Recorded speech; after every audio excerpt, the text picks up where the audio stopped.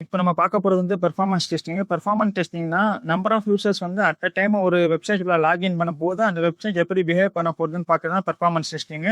இப்ப அந்த performance testing எப்படி பண்ணலாம்னா, அதுக்கு ஒரு டூல் இருக்கு. அது ஜேமீட்டர். இந்த ஜேமீட்டர் டூல் வந்து ஓப்பன் சோர்ஸ் டூல். அந்த டூல் எப்படி யூஸ் பண்றதுன்னு பார்ப்போம். இப்ப ஜேமீட்டர் டூல் இன்ஸ்டால் பண்ணிட்டு, அதுக்கப்புறம் ஃபைல்னு இருக்கும். ஃபைல்ல போய் நீங்க நியூன்னு கிளிக் பண்ணும்போது டெஸ்ட் பிளான் வந்துரும். டெஸ்ட் பிளான்ன்றது வந்து இதான் வந்து top level, high level container வந்து இந்த ஜேமீட்டர்ல இதுல எல்லா கான்ஃபிகரேஷனும் நடக்கும். அதுக்கப்புறம் வந்து டெஸ்ட் பிளான் இருக்கும். அதுக்கப்புறம் வந்து நம்ம த்ரெட்ன்னு சொல்லி ஆட் பண்ணணும். ரைட் கிளிக் பண்ணீங்கன்னா த்ரெட் யூசர்ஸ்ன்னு இருக்கும். அது கீழ போனீங்கன்னா த்ரெட் குரூப்ன்னு இருக்கும். அந்த த்ரெட் குரூப்ல வந்து இப்ப இங்கே தான் இருக்கும்.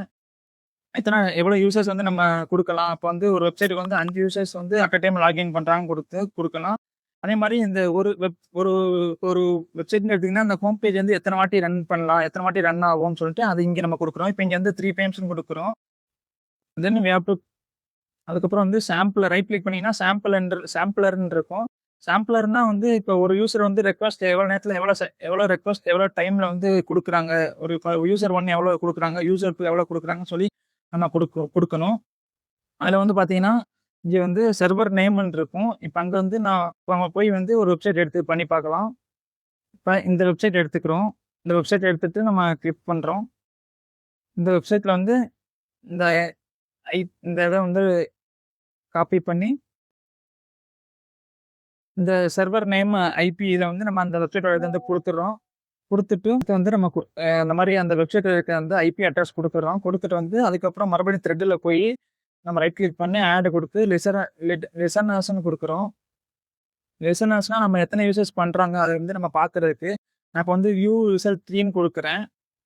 குடுத்தேன்னா அந்த நம்ம வந்து பார்த்துக்கலாம். எப்படி ரன் ஆகுதுன்னு சொல்லிட்டு, அந்த பேஜ் எப்படி ரன் ஆகுதுன்னு சொல்லிட்டு, அந்த பேஜ் அதே மாரி இங்க வந்து நம்ம அந்த பேஜ கூட நம்ம எடிட் பண்ணிக்கலாம். நான் வந்து இப்போ ஹோம் பேஜ்ன்னு குடுக்குறேன். ஹோம் பேஜ்ன்னு குடுத்துட்டேன். அதே மாரி வந்து நம்ம கிராஃப் மாரியும் பார்க்கணும்னு சொல்லிட்டு நான் பண்றேன்.